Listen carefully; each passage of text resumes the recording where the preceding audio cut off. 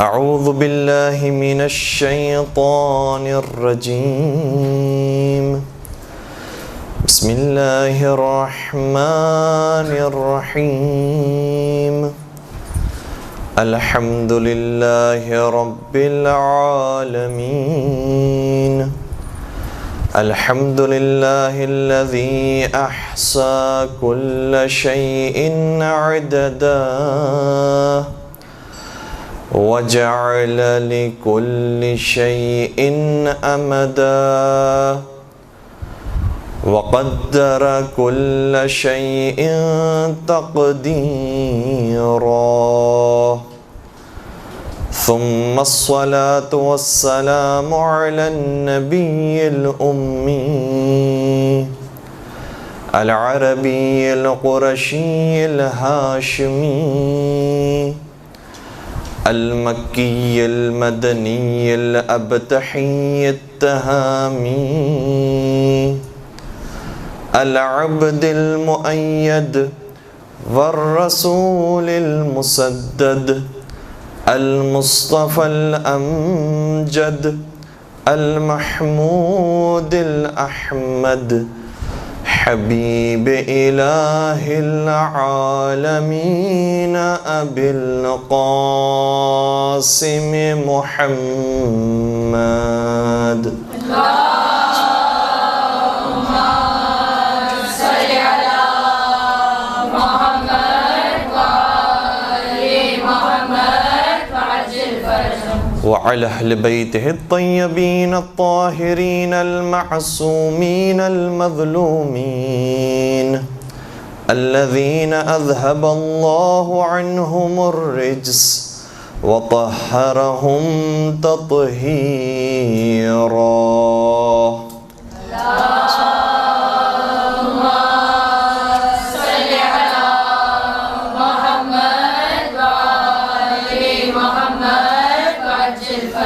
وَلَعْنَةُ اللَّهِ عَلَىٰ أَعْدَائِهِمْ أَجْمَعِينَ أَمَّا بَعْدُ فَقَدْ قَالَ اللَّهُ تَبَارَكَ وَتَعَالَى فِي مُحْكَمِ كِتَابِهِ الْمَجِيدِ وَفُرْقَانِهِ الْحَمِيدِ بسم الله الرحمن الرحيم السابقون السابقون اولئک المقربون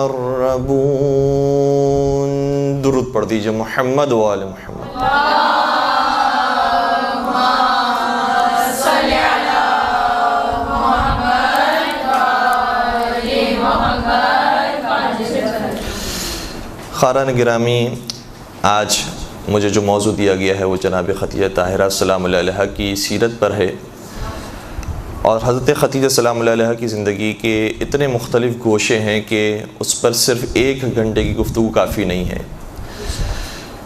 یقیناً بہت سارے گوشے ایسے ہیں کہ جس کو آپ خود بھی خطابت میں بیان کر چکی ہوں گی، ممبر پر بیان کر چکی ہوں گی، اور اسی طریقے سے بہت ساری چیزوں کو انسان جانتا ہے کیونکہ ایک طویل عرصے سے بی بی کے بارے میں معلومات اور معروضات وہ اپنے سماعتوں سے گزارتا رہتا ہے۔ اس لیے ان باتوں کو کہ جنہیں آپ عام طور پر سنتے رہی ہیں اسے بھی میں تکرار نہیں کروں گا، اور کوشش کروں گا کہ وہ مطالب کے جسے کم بیان کیا جاتا ہے اور جو غیر معروف ہے اسے آپ کی خدمت بیان کرنے کا شرف حاصل کروں۔ دیکھیں، پہلی بات تو یہ ہے کہ حضرت خدیجہ طاہرہ سلام اللہ علیہا یہ وہ خاتون ہیں کہ جو سب سے پہلے اسلام لے کر آئی ہیں۔ تو وہ افراد کے جو صحابہ کا نعرہ بلند کرتے ہیں، اور بہت اچھا نعرہ ہے کہ جنہوں نے نبی اکرم کا ساتھ دیا ہے، ان پر اپنی جانوں کے نذرانے کو پیش کیا ہے، اور سب سے زیادہ ساتھ دیا ہے نبی اکرم کا، ان کے زمانے میں موجود تھے، ان کا دیدار کیا کرتے تھے، ان کی زیارت کیا کرتے تھے، ان سے میں یہ عرض کروں گا کہ دیکھو صحابہ کی فہرست میں سب سے پہلی صحابیہ حضرت خدیجہ طاہرہ سلام اللہ علیہا۔ لہذا جہاں دوسروں کا ذکر کیا جاتا ہے تو محبان صحابہ کو چاہیے کہ حضرت خدیجہ طاہرہ کا ذکر سب سے پہلے کریں اور سب سے زیادہ کریں۔ یہ عجیب بات ہے، ہمارے استاد نے بھی اس نقطے کی طرف اشارہ کیا ہے کہ عام طور پر جب مخالفین صحابہ کا لفظ استعمال کرتے ہیں تو 3-4 سے زیادہ صحابہ ان کی نظر میں نہیں ہوتے۔ اور انہی کے گرد ان کی گفتگو چل رہی ہوتی ہے، جبکہ صحابہ کی فہرست کم از کم غدیر کے میدان میں 1 لاکھ تھی۔ تو آپ دیگر صحابہ پر بھی گفتگو کیا کریں، دیگر صحابہ جنہوں نے واقعا دین اسلام کا نام روشن کیا ہے، اور پھر بالخصوص جناب خطیہ طاہرہ جنہوں نے سب سے پہلے نہ صرف یہ کہ اسلام قبول کیا ہے بلکہ اپنا تن من دھن سب کچھ قربان کر دیا دین اسلام پر، ان کا ذکر سب سے زیادہ ہونا چاہیے۔ اور پھر اسی طریقے سے وہ افراد کے جو ازواج نبی کا ذکر کرتے ہیں، چونکہ قرآن کریم کی آیت ہے کہ ازواج النبی امہاتہم، کہ ازواجہ امہات المؤمنین، کہ نبی اکرم کی جو ازواج ہیں مومنین کی مائیں ہیں۔ تو ازواج میں سے سب سے زیادہ حصہ جنہوں نے نبی اکرم کے ساتھ گزارا ہے وہ حضرت خدیجہ طاہرہ ہیں، اور ازواج کی فہرست بھی جب بنائی جائے گی تو جو سب سے پہلی خاتون ہے جسے ام المؤمنین بننے کا شرف حاصل ہوا ہے وہ حضرت خدیجہ طاہرہ سلام اللہ علیہا ہے۔ تو جہاں دیگر ازواج کا ذکر کیا جاتا ہے، اور پھر یہاں پر بھی میں یہ بات عرض کروں گا کہ ازواج میں بھی ان کی مراد 1 یا 2 زوجہ ہوتی ہیں، ورنہ اور بھی ازواج ہیں، کم از کم 9 ازواج رسول کی تعداد تو ہر ایک تسلیم کرتا ہے، تو ان کا ذکر بھی ہونا چاہیے، اور بالخصوص جناب خطیہ طاہرہ کا ذکر ہونا چاہیے۔ پھر اسی طریقے سے محدثین کا بہت احترام ہے، جنہوں نے ہم تک روایتوں کا نقل کیا ہے، اور پھر محدثین کے اندر بھی کچھ نام تو ایسے جو بڑے معروف ہیں اور ان سے پوری کتابیں بھری ہوئی ہیں۔ جب محدثین کا ذکر کیا جائے تو سب سے پہلی محدثہ کا نام ہے حضرت خدیجہ طاہرہ سلام اللہ علیہا، جنہوں نے ہم تک بہت ساری احادیث رسول پہنچائی، اور ان کے کردار کو، ان کے اخلاق کو بالکل قریب سے دیکھا ہے اور ہم تک نقل کیا ہے۔ احادیث بہت ساری ہیں کہ جسے بیان ہونا چاہیے، اور انشاءاللہ میں کوشش کروں گا کہ بیان بھی کروں۔ ایک حدیث تبرکاً ابھی آپ کی خدمت بیان کرنے کا شرف حاصل کر رہا ہوں۔ جناب خطیہ طاہرہ سلام اللہ علیہا نبی اکرم حضرت محمد مصطفیٰ صلی اللہ علیہ وآلہ وسلم سے ایک حدیث نقل فرماتی ہیں، درود پڑھ سکتے ہیں محمد وآل محمد۔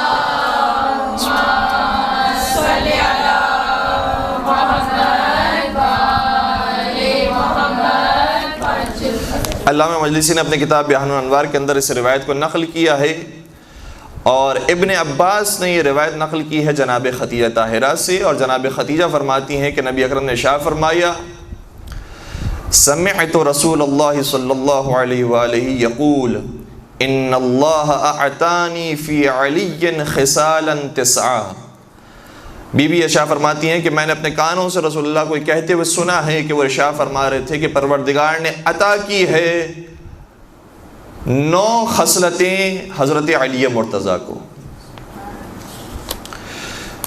ثلاثا فی الدنیا و ثلاثا فی الآخرہ و ثلاثا، 3 ایسی خصوصیات ہیں جو دنیا میں عطا کی ہیں، 3 ایسی خصوصیات ہیں جو آخرت میں عطا کی ہیں، اور 3 اور خصوصیات ہیں کہ اسنان انا منہما آمن و واحدۃ انا منہا وجل۔ بی بی شاہ فرماتی ہیں کہ 3 اور جو آخری خصوصیات ہیں ان میں سے 2 ایسی خصوصیات ہیں کہ جس کے بارے میں مجھے اطمینان ہے کہ وہ ضرور پوری ہوں گی، لیکن جو ان 3 میں سے بھی آخری ہے اس کے بارے میں مجھے خوف ہے کہ وہ کس طریقے سے پوری ہوگی اور اس وقت کیا حال ہوگا۔ جو 3 خصوصیات دنیا کے اندر عطا کی ہیں اس کے بارے میں بی بی شاہ فرماتی ہیں، بلکہ سوال کیا کہ میرے ماں باپ آپ پر قربان ہو جائے، بی بی بتائیے وہ 3 خصوصیات کون سی ہیں؟ تو پیغمبر کی حدیث اس طریقے سے بیان فرمائی کہ اما الثلاث التی فی الدنیا، وہ 3 خصلتیں جو علی کو حاصل ہیں دنیا کے اندر وہ یہ ہیں۔ دیکھیں تینوں عجیب و غریب خصلتیں جو عام طور پر شاید ممبروں سے بھی کم بیان کی جاتی ہیں، بعض چیزوں کی طرف توجہ زیادہ ہوتی ہے، بعض کی طرف کم ہوتی ہے، البتہ ان چیزوں کی طرف جس کی طرف توجہ ہوتی ہے وہ بھی ہونی چاہیے۔ فرماتی ہیں کہ پیغمبر نے ارشاد فرمایا یقضی دینی وینجز موعدی ویستر عورتی، کہ حضرت علی مرتضیٰ وہ ہوں گے، نبی اکرم نے ارشاد فرمایا جو میرے قرض کو ادا کریں گے۔ اللہ اکبر، یہ کتنا سخت جملہ اور کتنا بڑا جملہ ہے کہ نبی کے اوپر جو قرض باقی رہ گیا اور جو نبی کی امانتیں تھیں وہ علی کے ذریعے ادا ہوں گی۔ وَيُنْجِزُ مَوْعِدِي، اور جو وعدے میں نے کیے تھے وہ علی پورے کریں گے۔ اللہ اکبر، یعنی کچھ وعدے تو ایسے ہیں کہ جو نبی پورا کر دیتے ہیں، نبی کمپنسیٹ کرتے ہیں، یہاں پر معاملہ یہ ہے کہ جو نبی کے وعدے ہیں اسے علی کمپنسیٹ کریں گے اور علی ادا کریں گے۔ وَيَسْتُرُ عَوْرَتِي، اور میرے رازوں کی پردہ پوشی علی مرتضیٰ کریں گے۔ پھر فرمایا وَأَمَّا الثَّلَاثُ الَّتِي فِي الْآخِرَةِ، اور وہ 3 خصلتیں جو علی کو آخرت میں حاصل ہوں گی وہ یہ ہوں گی فَمُتَّكِئِي يَوْمَ تَحِلُّ شَفَاعَتِي، وہ میرا سہارا بنیں گے اس دن کہ جب میں شفاعت کروں گا اپنی امت کی، اس وقت علی مرتضیٰ میرا سہارا بنیں گے۔ وَالْقَائِمُ عَلَى حَوْضِي، اور میرے حوض پر علی مرتضیٰ کھڑے ہوں گے اور وہ پانی پلائیں گے حوض کوثر کا۔ وَقَائِدُ أُمَّتِي إِلَى الْجَنَّةِ، یہ بہت بڑا جملہ ہے کہ میری امت کی قیادت جنت میں علی مرتضیٰ کریں گے۔ نبی نے قیادت بھی حضرت علی مرتضیٰ کے سپرد کر دی۔ وَأَمَّا الْإِثْنَانِ اللَّتِي أَنَا مِنْهُمَا آمِنٌ فَلَا يَرْجِعُ ضَالًّا بَعْدَ هُدًى، اور وہ چیزیں کہ جس کے بارے میں مجھے مطمئن ہے کہ یہ حضرت علی پوری فرمائیں گے، وہ یہ ہے کہ ہدایت کے بعد کبھی وہ گمراہ نہیں ہوں گے۔ یہ تو بہت واضح سی بات ہے، کیونکہ دیگر اگر افراد کو دیکھا جائے تو بہت سارے تھے کہ جو ہدایت پانے کے بعد گمراہ بھی ہو گئے، مرتد ہو گئے۔ وَلَا يَمُوتُ حَتَّى يُعْطِيَنِي رَبِّي فِيهِ الَّذِي وَعَدَنِي، اور انہیں موت نہیں آئے گی جب تک کہ میرا پروردگار انہیں وہ چیز عطا نہ کر دے جس کا مجھ سے انہوں نے وعدہ لیا ہے۔ یعنی وہ کون سی چیز ہے؟ وہ ولایت ہے، وہ خلافت ہے۔ جب تک وہ چیز علی کو عطا نہ کر دے پروردگار، اس وقت تک علی کو موت نہیں آئے گی۔ وَأَمَّا الْوَاحِدَةُ الَّتِي أَنَا مِنْهَا وَجِلٌ، اور وہ ایک چیز جس کے بارے میں مجھے ڈر ہے، فَمَا يَصْنَعُ بِهِ قُرَيْشُ بَعْدِي، وہ یہ ہے کہ میرے بعد قریش علی مرتضیٰ کے ساتھ کیا سلوک کریں گے۔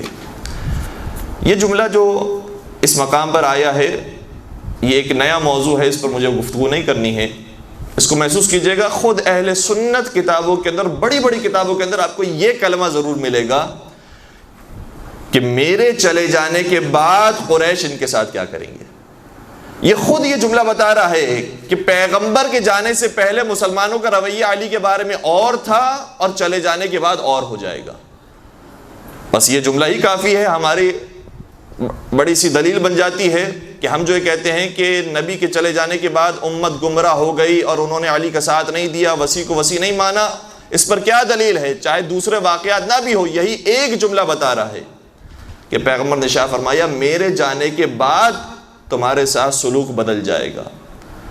یہ بعدی کا جو لفظ ہے، اگر آپ کے پاس سافٹ ویئرس موجود ہوں تو اس بعدی کے لفظ کو اہل سنت کتابوں میں سرچ کیجئے تو بہت ساری احادیث سامنے آ جائیں گی کہ پیغمبر نے فرمایا میرے بعد یہ لوگ تبدیل ہو جائیں گے۔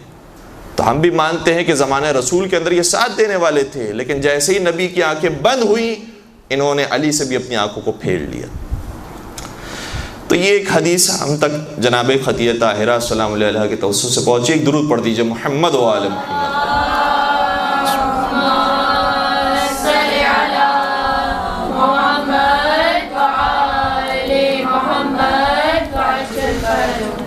پھر بہت ساری آیات ایسی ہیں جو جناب خدیجہ طاہرہ کے بارے میں ہیں۔ دیکھیں جب ہم پنجتن پاک کی بات کرتے ہیں تو آئے تطہیر ہمارے ذہن میں ہوتی ہے، آئے مباہلہ ذہن میں ہوتی ہے، آئے مودت ذہن میں ہوتی ہے، سورہ کوثر ذہن میں ہوتا ہے، سورہ رحمان کی کچھ آیتیں، سورہ دہر کی کچھ آیتیں ذہن میں ہوتی ہیں، لیکن جب جناب خدیجہ طاہرہ کی بات کی جاتی ہے تو کوئی خاص آیات ذہن میں نہیں ہوتی، جبکہ بہت ساری آیات جناب خدیجہ کے بارے میں نازل ہوئی ہیں، اور چونکہ اس زمانے میں نازل ہوئی ہیں کہ جب مسلمانوں کی تعداد ہی کم تھی کہ ان روایتوں کو وہ نقل کرتے، اس لیے وہ ہم تک صحیح طریقے سے نہیں پہنچ سکی۔ لیکن ایک فارمولا آپ کو ہم دے کر جا رہے ہیں، اور یہ فارمولا یقیناً یہاں پر جو بزرگان موجود ہیں انہیں مجھ سے زیادہ بہتر معلوم ہوگا کہ اگر یہ جاننا ہو کہ حضرت خدیجہ کی شان میں کون کون سی آیتیں نازل ہوئی ہیں تو بس یہ جان لیجئے کہ صدر اسلام میں جو آیتیں مومنین اور مومنات کی تعریف اور ان کے فضائل میں نازل ہوئی ہیں ان سب میں حضرت خدیجہ شامل ہیں۔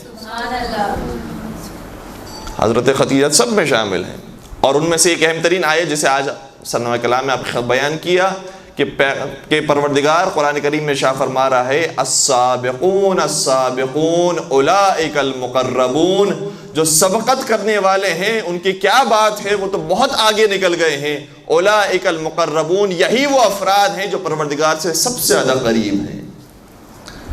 یہ مقربین میں شامل ہیں۔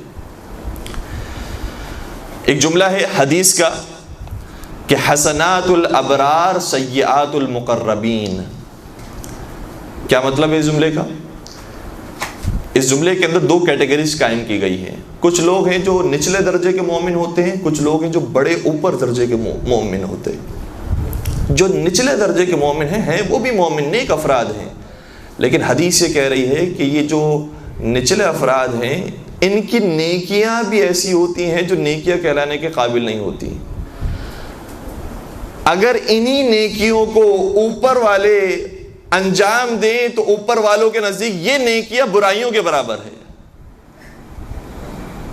بات تھوڑی سی مکس ہو گئی، میں آپ کے لیے چھوٹی سی مثال دوں۔ دیکھیں، میں کوئی سائل آیا مانگنے کے لیے، میں نے اسے 10 روپے دے دیے، نیکی کی ہے نہیں کی؟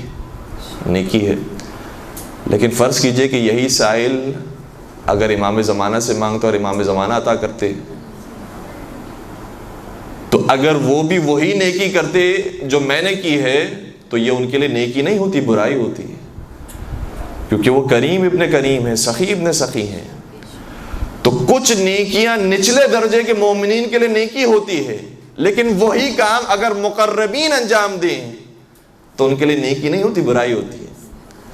حضرت خدیجہ طاہرہ کا شمار مقربین میں ہوتا ہے، اسی لیے انہوں نے کچھ رقم دے کر، کچھ درہم و دینار دے کر مسلمانوں کو خوش نہیں کیا ہے اور دین اسلام کا نام روشن نہیں کیا ہے۔ حضرت خدیجہ طاہرہ نے اپنا سب کچھ قربان کر دیا اور بتایا ہے کہ ہم مقربین میں رہنے کے بعد مقربین جیسی نیکی انجام دیتے ہیں۔ درود پڑھ دیجئے گا محمد و آل محمد۔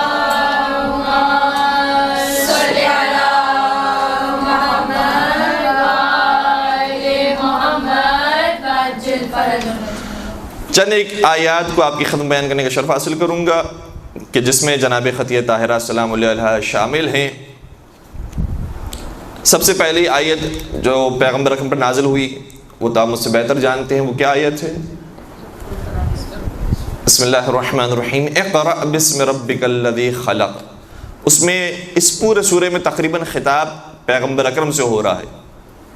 اس کے بعد جس کے بارے میں کہا جاتا ہے کہ یہ دوسری آیت ہے جو پیغمبر اکرم پر نازل ہوئی تھی، وہ کون سی ہے؟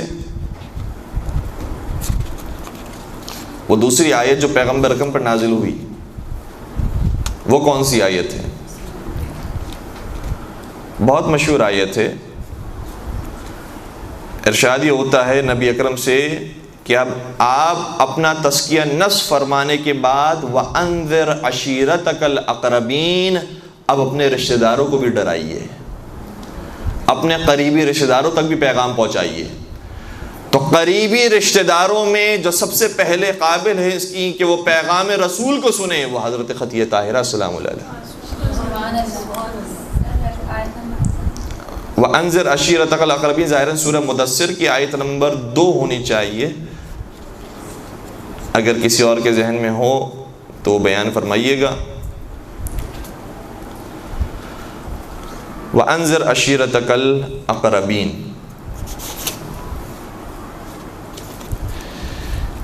اس کے علاوہ ایک آیت جو سورہ اعراف کی آیت نمبر 58 ہے، ارشاد ہوتا ہے کہ وَالْبَلَدُ الطَّيِّبُ يَخْرُجُ نَبَاتُهُ بِإِذْنِ رَبِّهِ وَالَّذِي خَبُثَ لَا يَخْرُجُ إِلَّا نَكِدًا۔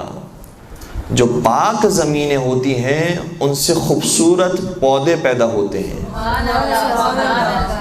بِإِذْنِ رَبِّهِ، پروردگار کے اذن سے، اور وہ جو بنجر زمینیں ہوتی ہیں اور خبیث زمینیں ہوتی ہیں اس سے کچھ نہیں نکلتا ہے سوائے نقصان کی چیزوں کے۔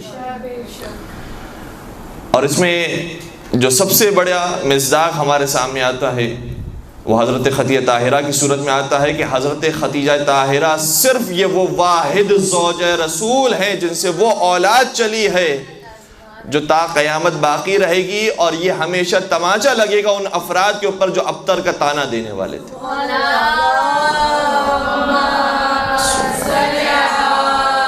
محمد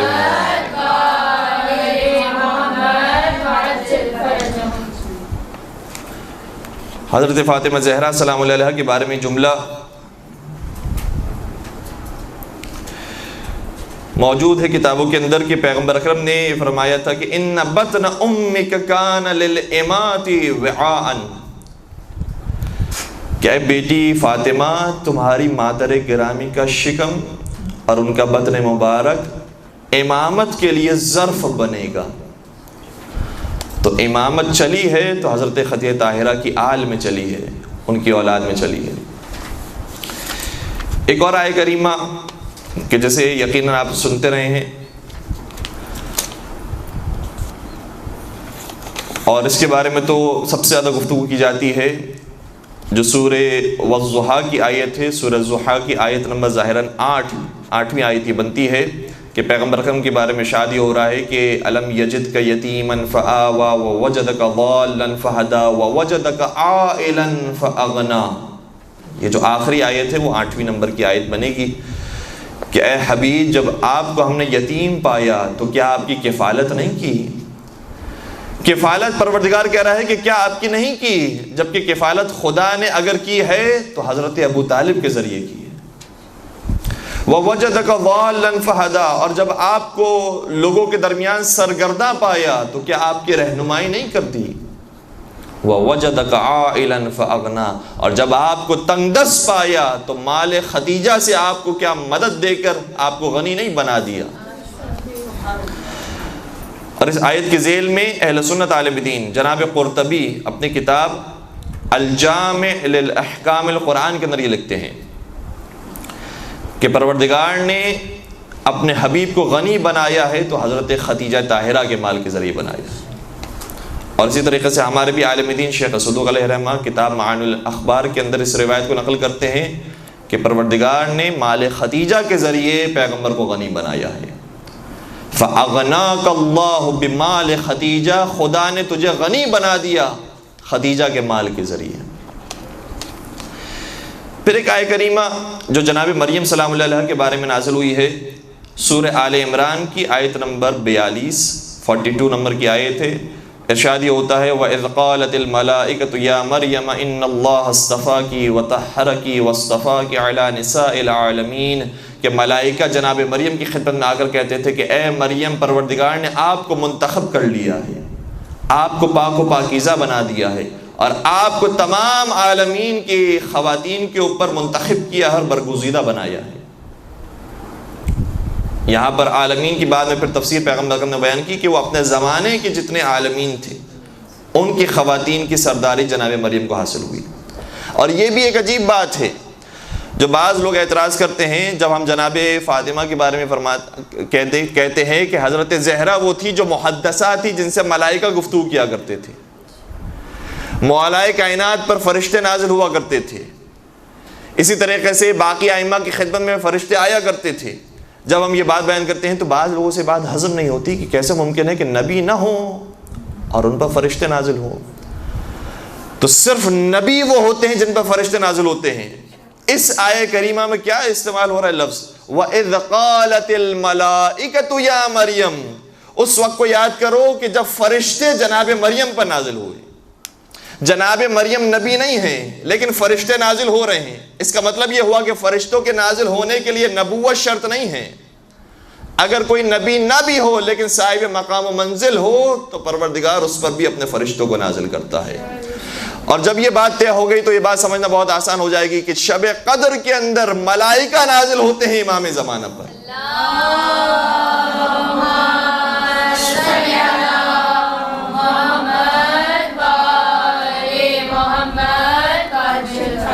قرآن کریم یہ کہہ رہا ہے تنزل الملائکۃ والروح فیہا بإذن ربہم من کل امر، کہ اس رات میں ملائکہ اور روح القدس نازل ہوتے ہیں پروردگار کے حکم سے۔ تو کس پر نازل ہوتے ہیں؟ یہ رات تو آ رہی ہے اور قیامت تک آتے رہے گی۔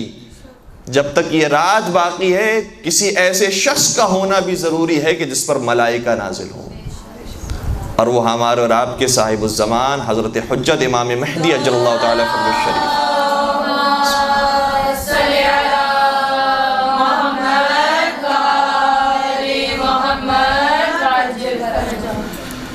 ایک اور آیہ کریمہ سورہ آل عمران ہی کے اندر موجود ہے، سورہ آل عمران آیت نمبر 33 اور 34 ارشاد یہ ہوتا ہے کہ ان اللہ اصطفى آدم و نوحا و آل ابراہیم و آل عمران علی العالمین، کہ پروردگار نے منتخب کر دیا ہے حضرت آدم علیہ السلام کو، حضرت نوح علیہ السلام کو، اور حضرت ابراہیم علیہ السلام کی آل کو، اور حضرت عمران علیہ السلام کی آل کو، عالمین کے اوپر ان کو یہ منتخب کر لیا ہے۔ تو بعض روایتوں کے اندر تو موجود ہے کہ عمران سے یہاں پر مراد جناب مریم کے والد بزرگوار جناب مریم بنت عمران ہیں، یعنی عمران کی بیٹی ہے حضرت مریم اور ان کی آل مراد ہیں۔ اور بعض روایتوں کے مطابق حضرت عمران سے مراد مولائے متقیان کے والد بزرگوار حضرت ابو طالب علیہ السلام۔ تو حضرت ابو طالب علیہ السلام سے جو نسل چلی ہے مولائے کائنات کے ذریعے، اور اسی طریقے سے حضرت خدیجہ طاہرہ سے جو نسل چلی ہے حضرت فاطمہ زہرا السلام علیہ کے ذریعے، تو ان کی آل کو منتخب کر لیا ہے پروردگار عالم نے، اور یہ گویا آل خدیجہ ہیں کہ جن کا ذکر قرآن کریم میں ہو رہا ہے۔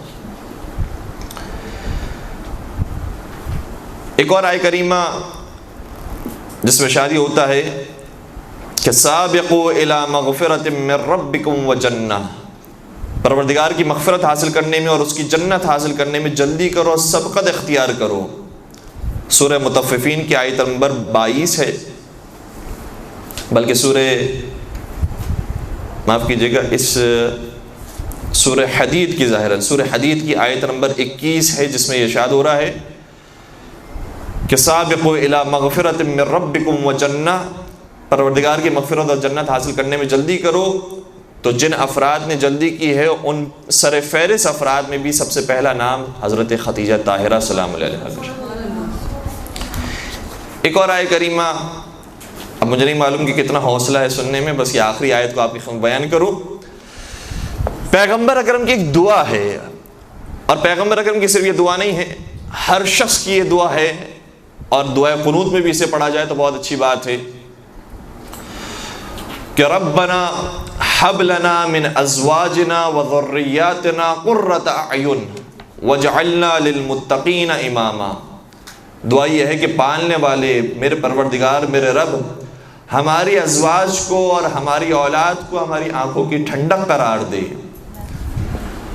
اور ہمیں متقین کا امام بنا دے۔ یہاں پر ظاہر سی بات ہے کہ امام سے مراد وہ لغوی معنی مراد ہیں کہ ہمیں ان کے لیے رول ماڈل بنا دے، ہماری ازواج اور ہماری اولاد کے ذریعے ہمارے فیملی کو ایسا بنا دے کہ پھر ہم متقین کے لیے رول ماڈل بن جائیں۔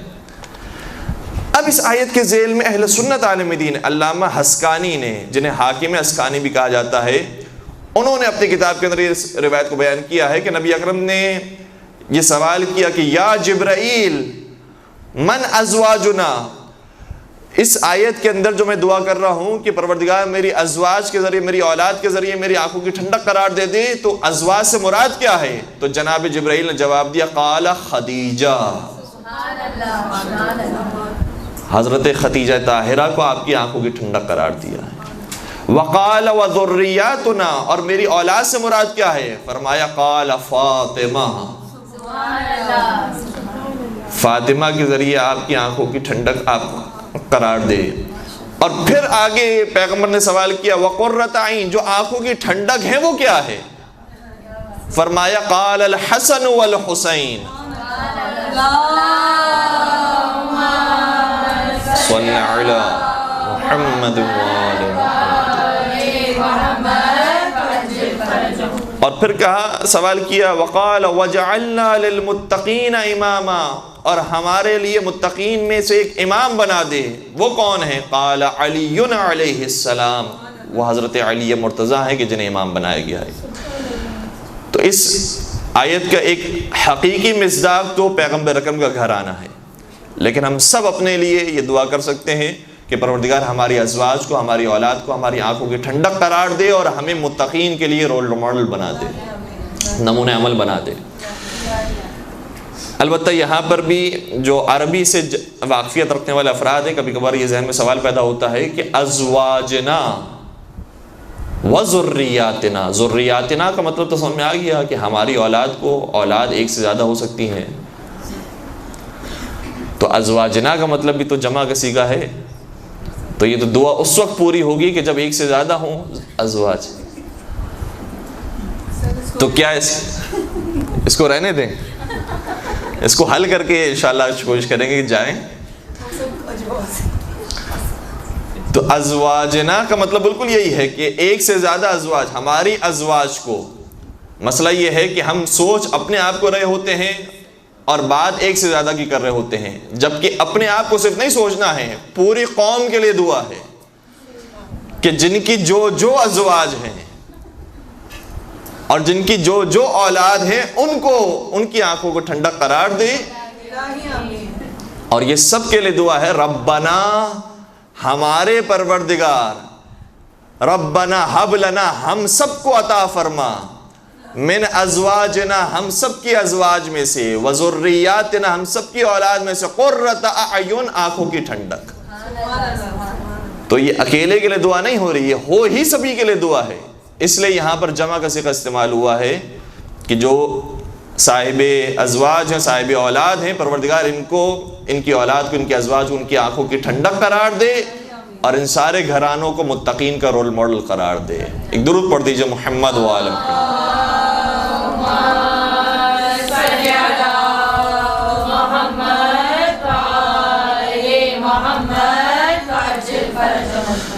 یہاں تک ہم نے آیات کے حوالے سے آپ کی خدمت بیان کرنے کی کوشش کی. برحمتک یا ارحم الراحمین وصلی اللہ علی محمد و آلہ الطاہرین.